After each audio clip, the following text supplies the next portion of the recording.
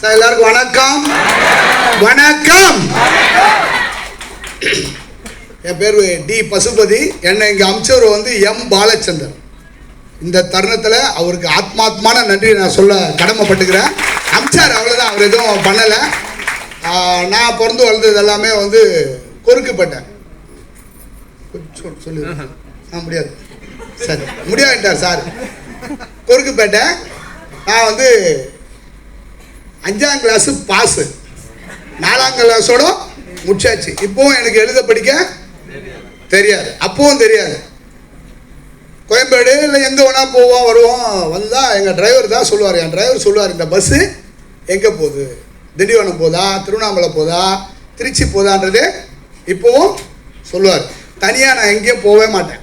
தனியாக எங்கேயும் நான் காணாமல் போயிடுவேன் சத்தியமாக. எந்த தெருவில் இருக்கிறேன்னு இவங்க கேட்டாங்கன்னா அதை சொல்கிறதுக்கு நான் இன்னொருத்தரை பிடிக்கணும். இந்த கோலத்தில் போய் நான் பிடிச்சேன்னு வச்சுங்க, அவங்கள இது பண்ணுற மாதிரி ஆகிடும், கேலி கிண்டல் பண்ணுற மாதிரி ஆகிடும். ஓகேங்களா? பிறந்து வளர்ந்தது கொருக்குப்பேட்டையில்.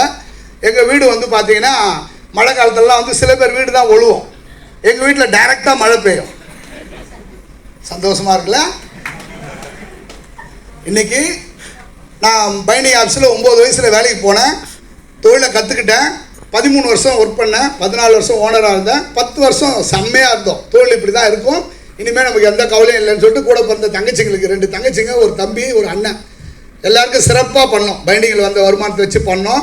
பண்ணிவிட்டு ஒரு பந்த ஸ்ட்ரீட்டில் ஒரு கடை போட்டு உட்காரலாம் அப்படின்ற ஞாபகத்து ஐடிசி நோட்புக்குள்ளே வந்து டோட்டலாக காலி. பிடிச்சிடலான்னு சொல்லிட்டு திரும்பி பார்க்கும்போது ஒரு 40 லட்ச ரூபா கடன். சிட்டி யூனியன் பேங்க், இப்போவும் புருஷாக்கத்தில் எனக்கு அக்கௌண்ட் இருக்குது, அங்கே தான் ஓடி வாங்கினோம். அப்போவே நமக்கு வந்து பர்சனல் மேனேஜரு, பேங்க்குக்கு போகிறது தனி ஆள், எல்லாமே வச்சுருந்தோம். ஒரு காலகட்டத்தில் தெருவுக்கு வந்துட்டோம். பிச்சை மட்டும் தான் எடுக்கலை. அந்த டைமில் தான் நம்ம எஸ்எஸ்எல்ப்புக்குள்ளே ரியல் எஸ்டேட்டுக்குள்ளே வரோம். அப்போ வந்து சாரை வந்து நாங்கள் வந்து கோபுரத்தில் இருக்கிற கலசம் மாதிரி பார்ப்போம். கோபுரத்தில் இருக்கிற கலசம் மாதிரி. இப்போ வந்து எவரெஸ்ட் மாதிரி பார்க்குறோம். புரியுதுல்ல?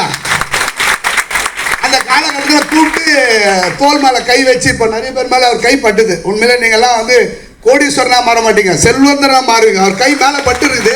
உங்களுக்கு போக போக புரியும். அப்போ எங்களுக்கு அது பட்டது ஒரு 15 வருஷத்துக்கு முன்னே அவர் கையெல்லாம் எங்கள் மேலே பட்டா ஒரு வாட்டி பற்றாதா அப்படிலாம் நினைப்போம். புரியுதுங்களா சொல்கிறது?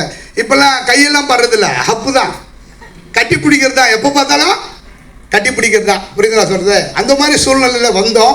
சார் சொன்னாங்க, இங்கே வந்து நீங்கள் ஜெயிக்கிறதுக்கு பெருசாக வந்து உங்கள் மூளையை யூஸ் பண்ணாதீங்க, உங்கள் அறிவை யூஸ் பண்ணாதீங்க அப்படின்னு. நான் பெருசாக நினச்சிருந்தேன் நம்ம அறிவாளி புத்திசாலின்ட்டு. ஏன்னா 1க்கு 3 தொழில் பண்ணி ரோட்டில் நின்றுனோம். என்னதான் சொல்கிறாரு கேட்போன்ட்டு கேட்டோம். நாங்கள் என்ன சொல்கிறோமோ அப்படியே காப்பி அடிங்கன்னாரு. என்ன சொன்னார்? சத்தமா காப்பி அடித்ததுடைய விளைவு ரொம்பலாம் இல்லை. இது வரைக்கும் வந்து ஒரு குறைஞ்சது ஒரு 9 காரை மாற்றிருக்கிறோம். 4 கார் தான் நிற்கிது வீட்டு வாசலில். 4 கார் தான். கொருக்குப்பேட்டை வீடும் சரி இப்படி தான் பார்க்கணும்.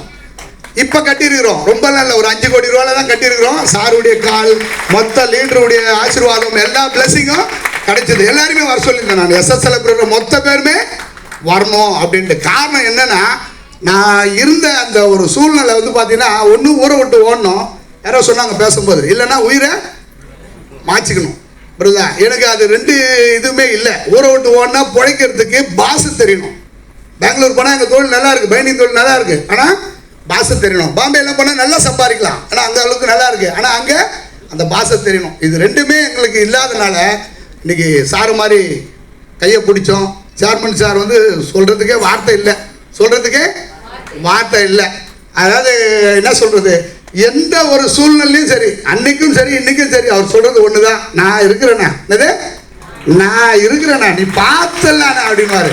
இன்றைக்கி அவர் மட்டும் மாசாவில் சார் சொன்ன மாதிரி திரும்புகிற பக்கம்லாம் அவர் பேர் தான், அவருடைய இது தான். இன்றைக்கி யாரெல்லாம் அவர் கையை பிடிச்சோமோ, யாரெல்லாம் அவருடைய பேச்சை கேட்டோமோ, இன்றைக்கி அத்தனை பேரும் கோடீஸ்வரனா மாற்றல, செல்வந்தர்னா மாற்றி வச்சுக்கிற ஒரு ஜீவன். அதனால் இன்னிலேருந்து உங்கள்கிட்ட அன்பு ரிக்வஸ்ட்டு கேட்பீங்கன்னு நினைக்கிறேன். உங்கள் மூளையை யூஸ் பண்ணாதீங்க, உங்கள் அறிவை யூஸ் பண்ணாதீங்க.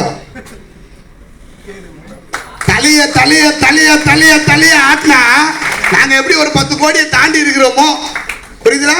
உங்களை 100 கோடி தாண்டுற அளவுக்கு இன்னைக்கு ஒரு முடிவோட வந்திருக்கிறாங்க. தயவு செய்து அவங்க சொல்றத கேளுங்க. நெகட்டிவ் பேசுற பக்கம் போவாதீங்க. யார் பாசிட்டிவ் பேசுறீங்களோ அவங்கள விட்டவே, அவங்க 8 வச்சா கூட சரி, சனினை போனா கூட போவாதீங்க. புரியுதுங்களா சொல்றது? யாரெல்லாம் ஜெயிப்பாங்கன்னா சிம்பிளா நான் சொல்றேன், அறிவு அதிகமா இருக்கிறவங்க ஜெயிப்பாங்க. அதுக்கப்புறம் அறிவே இல்லாதவங்க ஜெயிப்பாங்க. ஏன்னா அறிவாளி கூடயோ அதிர்ஷ்டசாலி கூடயோ உழைப்பாளி கூடயோ யார் இருக்கிறாங்களோ அவங்க மிகப்பெரிய செல்வந்தர்னா மாறியே ஆகணும். ஓகேங்களா? சொத்தெல்லாம் நான் ரொம்ப வச்சிடல சார், ஒரு 25 சொத்து தான் வச்சிருக்கிறேன். உண்மையிலே அதுல சாருக்கும் பங்கு இருக்கு, அந்த புண்ணியம் சாருக்கும் இருக்கு. நான் வாங்கிட்டு தானே உங்களுக்கு கைத்தட்டல் வரமாட்டுது, நீங்களும் வாங்குவீங்க. புரியுதா? வாழ்வது ஒரு முறை, வாழ்த்துட்டம் தலைமுறை என்று நன்றி பாராட்டி விடைபெறுகிறேன். நன்றி, வணக்கம்.